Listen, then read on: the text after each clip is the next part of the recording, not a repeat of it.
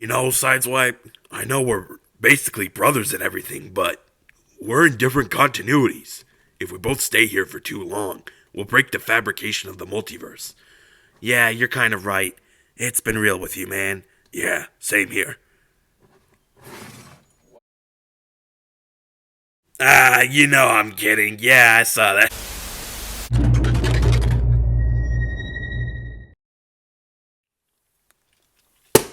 What's going on, everybody? Republic Cinema here, and in this video, we're going to be taking a look at the brand new Transformers Studio Series Gamer Edition War for Cybertron 07 Deluxe Class Sideswipe. And, yeah, I am making a second attempt at doing, War for Cybertron, despite a poor experience from the last time, which was when I decided to do a late review of this guy. Yeah, don't do late reviews of figures. Then again, I haven't reviewed Starscream.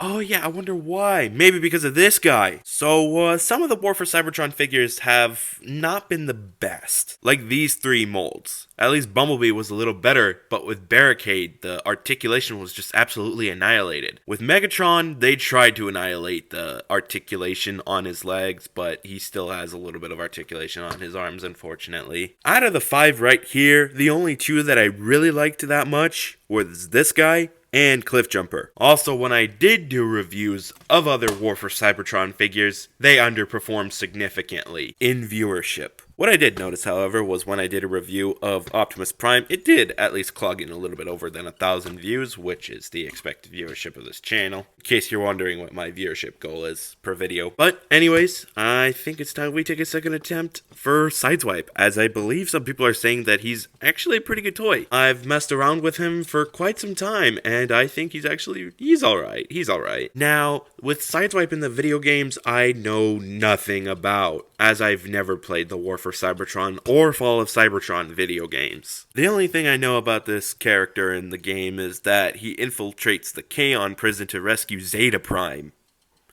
That's because I just read the box as I was saying that. Speaking of the box, let's take a quick look at the packaging. On the front, you get this nice looking artwork of Sideswipe, as well as a few words, names, and logos. And yeah, the box came in busted. Ah well, it is what it is. On the top is this nice looking War for Cybertron logo, and on the bottom is all boring. Another thing to point out with War for Cybertron, or at least the Gamer Edition, is that what they strive to do for the boxes is rather than the blue, they swap it out for silver. And it looks cool. I quite dig it. Really gives off that video game vibe. I hope they do more video game adaptations. Like the Michael Bay tie-in video games. Those would be cool to see. And who knows, whenever Reactivate comes out, I'd like to see some of that too. On the side of the packaging is a more zoomed out look to the CGI rendition of Sideswipe. And turned to the back, it's a more zoomed in look. On the bottom back is all boring, but on the bottom top, you get a little bit more information of what you get inside the packaging, as well as the character description. Now, with the packaging out of the way, let's go back to the figure. So starting off, painting and sculpting is okay. It's okay. Obviously, there's not much mechanical detail as, say, the Michael Bay verse Transformers designs, because this is the War for Cybertron that we're talking about here. But you know what? I think the figure does a good job replicating what he looks like in the video games. Oh, and I do like the way the head sculpt looks too. Looks quite nice. Another thing that I thought was pretty cool was how this piece locks on to the wheel, keeping it in place. I thought that was a nice detail. Also, can we talk about the paint scheme? Obviously, the paint scheme is based off his G1 counterpart, and does a pretty good job replicating that onto the War for Cybertron continuity. And I like it. I like it a lot. But much like Sunstreaker, this figure does come across a problem. Can you guess it? If you guessed kibble, then you are more than correct, as this figure does have kibble on the side of the legs, as well as on the back over here. Unless this backpack is supposed to be video game accurate, this is just gonna be kibble, which can stick out. I mean, it does tab into place, so it's not going anywhere. And another thing to address is the flat feet. Like, come on, what is this? What am I looking at? I mean, perhaps if you look at it on the front, it looks alright, but then you turn to the back and what the? Whatever. They do a good job holding his legs in place. rather than him collapsing. However, if you did pick up a copy of this figure with very loose feet joints, then you just so happen to be one unlucky collector, as that would be giving you Barricade flashbacks. Speaking of quality, the quality on this figure is not so bad, or at least for my copy. Much of the joints on this figure are not too tight or not too loose. They're all on the perfect level of quality,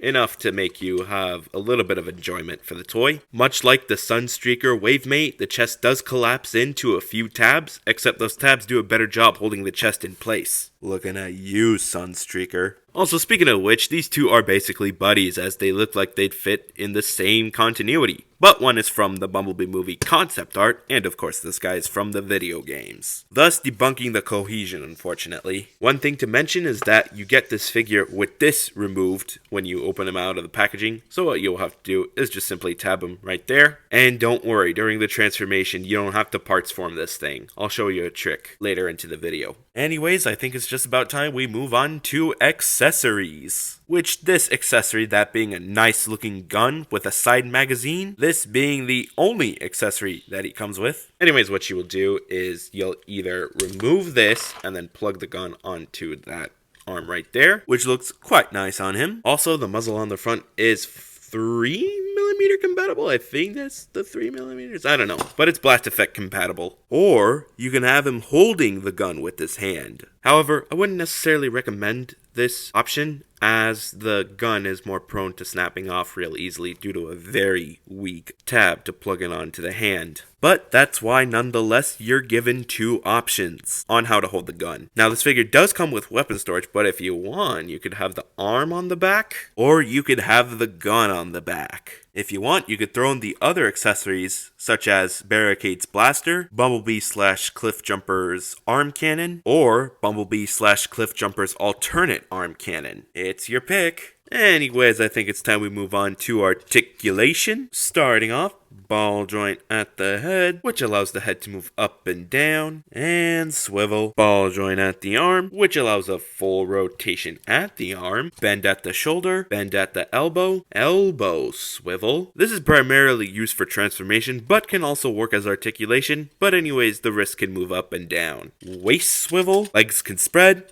leg can move forward. Can't necessarily move backwards that far due to this back piece, but it is easy to just move it out, which allows for an extended backward leg movement. Thigh swivel, bend at the knee, and lastly, this big foot pad can move up and down. Kinda wish it could have a pivot joint, however, but it doesn't come with that, unfortunately. And that's pretty much it for articulation. Not so bad, it's pretty basic. But anyways, I think it's time we move on to size comparison. Starting off with his Wavemate, Sunstreaker, and then moving on to a few other War for Cybertron Gamer Edition stuff. Here he is next to Bumblebee, Cliffjumper, Barricade, Optimus Prime, Megatron, and for some more SIDESWIPE figure comparisons, here he is next to the Studio Series Dark of the Moon SIDESWIPE, Studio Series Revenge of the Fallen SIDESWIPE, Studio Series Jazz, and lastly, Studio Series Sideways. And the gang's all here.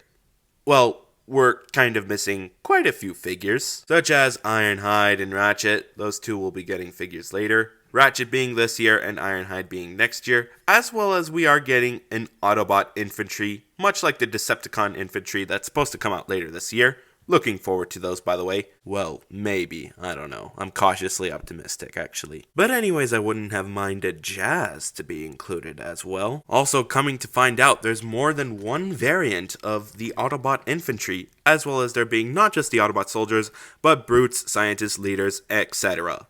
Yeah, there's a bit of a stretch. Forgot to mention tank infantry, too. But anyways, comment down below which figure is your favorite out of these four right here. But now, I think it's finally time we get down to transformation, which is a little bit more involved. It's got a few steps in there that need to be done before moving on.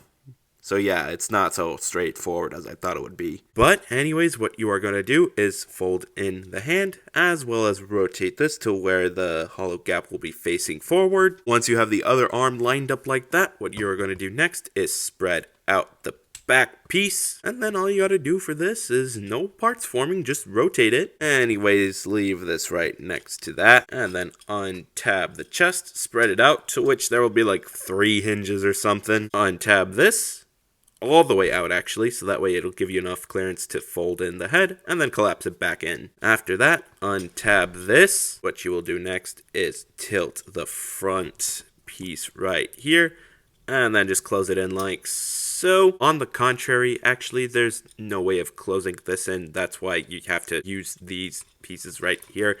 Collapse the two together, and then it will hold this in place. Once you have all those hinge joints and panels lined up together, what you will do next is closing the arms onto that slot right there. Make sure they tab in. And then the same process applies with the other side of the arm. Tab in, please. And then lastly, what you will do on the back side is just fold in these shoulder tabs. And look at that. That arm just tabbed off. Nice. Apparently this one has trouble tabbing in. Not cool. Once you have that fully out of the way, what you will do next is work on the legs. As the first step on what you will do is just rotate this waist. After that, move these all the way out, untab the side panels right here, also known as the kibble if we're talking about robot mode. Rotate them outwards, and then after move this out, and then don't forget to move this up. I believe you're supposed to do that. Same process implies with the other side of the leg, and once you have that leg done, you can just simply fold all of this in. Make sure it all folds in. It's a little hard to do actually, but once you have the leg lined up, what you will do next is push that in, tab that in, fold this in. I'm saying in way too many times. Same process implies with the other side. Make sure these two panels in between are tabbed together, and then lastly just close in the front panel right here, as well as closing in the back panel. And here you have the Gamer Edition SIDESWIPE in his car mode. And I gotta say, the car mode looks really nice. Painting and sculpting, pretty good. Of course, the car doesn't have that same sort of lighting-ish sort of vibe from the video game, but it captures the detail and the paint sculpt very well, as well as a few red linings on the wheels. That's actually a nice touch. Sure, the back looks a little bit weird, but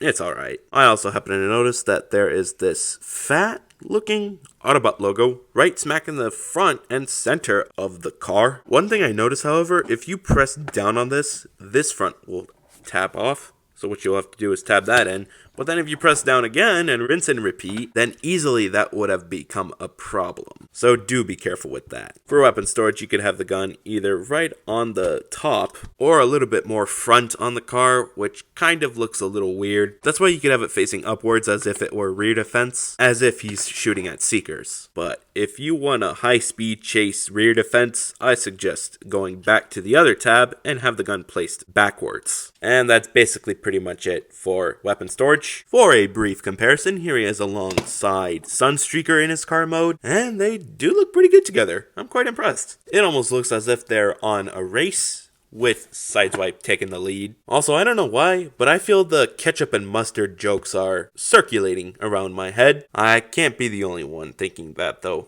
right? Moving on into other size comparisons, here he is next to Bumblebee and Cliffjumper in their alt mode forms, and not gonna lie, looks pretty good together. But of course, what is an Autobot team without the leader of them all, that being Optimus Prime? And that's pretty much the entire gang of Autobots from the War for Cybertron line in their alternate mode forms. Like I said, we are missing a few, but we will get more of these figures as time goes on. Let me know in the comments which one's your favorite out of the entire Autobot team so far. Personally, I'm still going to stick with Optimus Prime. I really like the way his alt mode looks. It's unique, and not to say that SIDESWIPE's car mode is bad, it's just that I much prefer big guy. Anyways, I think that's pretty much all I had to say for this guy. Overall, he's pretty cool. If you're a huge fan of the video games, then this figure is just for you, as he is not all that bad. He's actually pretty enjoyable.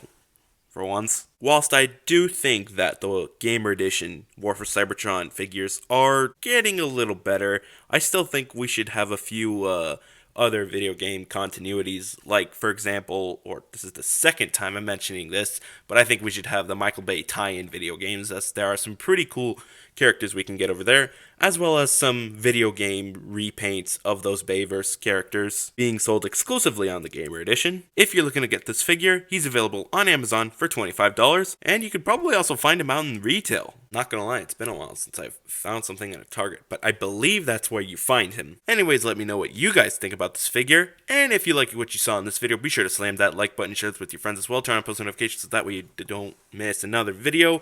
Let me know how I did in this video as well, And most importantly, be sure to hit that big red subscribe button. And yeah, I think that's pretty much it. Thanks for watching. See ya!